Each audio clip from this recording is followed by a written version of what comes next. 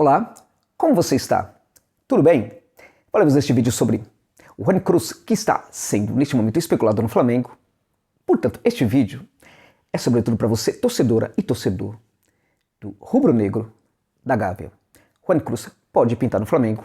Uma proposta já foi configurada e feita ao clube chileno.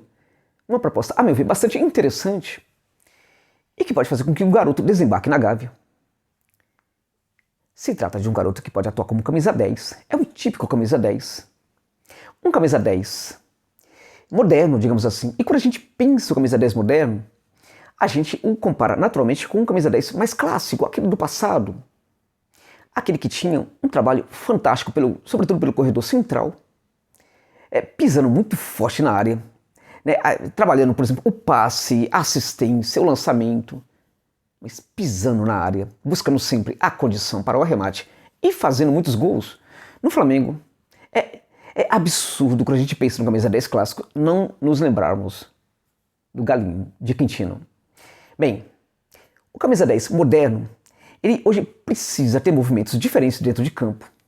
Ele precisa pisar também no primeiro campo, que é o chamado campo de defesa. Precisa até mesmo ter uma certa intimidade com esse setor. Algo que não se exigia muito do antigo camisa 10.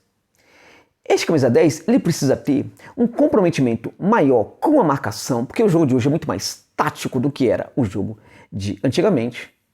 Este camisa 10 precisa também ter muita intimidade com vários outros setores do campo, seja lá do ataque, como também da própria defesa, como eu já disse. Lá no ataque ele precisa trabalhar como um cara que conduz a bola, condutor de bola pelo corredor central, o cara que faz o passe, como eu disse, o cara que assiste, o cara que lança, o cara, enfim, que tira um coelho da cartola em algumas situações, mas também o cara que trabalha pelo lado do campo, sabe cair por um lado do campo, por outro, e neste caso, no campo de ataque, exige-se do camisa 10 moderno que ele tenha uma grande intimidade com todos os setores ali do ataque, em todos os pedaços do campo ali do setor de ataque, o camisa 10 atual precisa ter uma boa intimidade. É o caso do Cruz. O Rony Cruz é este jogador que consegue ter no setor de ataque muita intimidade, mas também consegue fazer no setor de defesa. E muito bem. Bom, nessa questão do comprometimento com a marcação, eu vou me arriscar a falar algo aqui que é até bastante surpreendente para quem conhece bastante futebol de base, sabe que quando a gente aponta essa questão, ela nem sempre acontece com perfeição no garoto muito novo, que é a capacidade de se posicionar para marcar. O Rony Cruz é um jogador que sabe se posicionar muito bem e, nesse sentido, ele consegue ser um ótimo recuperador de bola. Isto chega a ser um pouco estranho, por quê? Porque essa capacidade de ser um recuperador, de cortar muito bem linha de passe, se posicionar para evitar que os passes que as linhas de passe mesmo sejam criadas, bloqueá-las, e aí se apresentar no lugar correto para recuperar a bola. Esse tipo de coisa, geralmente, às vezes, só acontece com um jogador mais experiente. Raramente, um jogador muito novo, 17, 18 anos, possui este ótimo quesito no seu jogo. E o Cruz possui este quesito no seu jogo. Ou seja, neste ponto, ele tem muita coisa, muita vantagem em relação a vários jogadores da sua idade que atuam pelo setor, atuam como camisa 10, atuam como meio-campistas, mesmo que não sejam 10. Às vezes até mais do que alguns volantes, porque um volante, ele é o cara, por exemplo, que ele precisa saber, por exemplo, marcar muito bem. Quando a gente fala marcação hoje, e a gente pensa um jogador que não é necessariamente do setor de defesa, esse jogador, ele precisa aprender a marcar, gente. Sobretudo a partir do seu posicionamento, e menos a partir do quê? Do combate ao portador da bola. Porque às vezes o combate nem sempre é feito da melhor maneira pelo atacante ou pelo meio-campista mais avançado, que joga mais avançado, que joga um pouco mais à frente. Em geral, quando vai fazer vai dar o combate direto, nem sempre ele consegue ter muito sucesso. Então, claro que é preciso também saber fazê-lo, mas é, sobretudo, importante que um atacante e um meia que atua, sobretudo na criação do jogo, ele saiba se posicionar para recuperar a bola. É o caso do Cruz, como eu já disse. E nesse sentido está muito à frente de outros jovens da sua idade. Gente, essa contratação, ela é correta e a indicaria para o Flamengo, sem dúvida alguma. Acho que é o tipo de contratação que o clube deve buscar sim na América do Sul. A América do Sul é um grande mercado de oportunidades, mas que nem sempre é utilizado como um mercado de oportunidades. Às vezes busca-se um jogador que está na crista da onda, um jogador que acabou de se destacar, que é muito conhecido, um Santos Borré da vida e tudo mais, que acaba sendo muito caro. E quando o jogador é muito caro, perde-se um pouco da lógica de se ir para o mercado sul-americano também.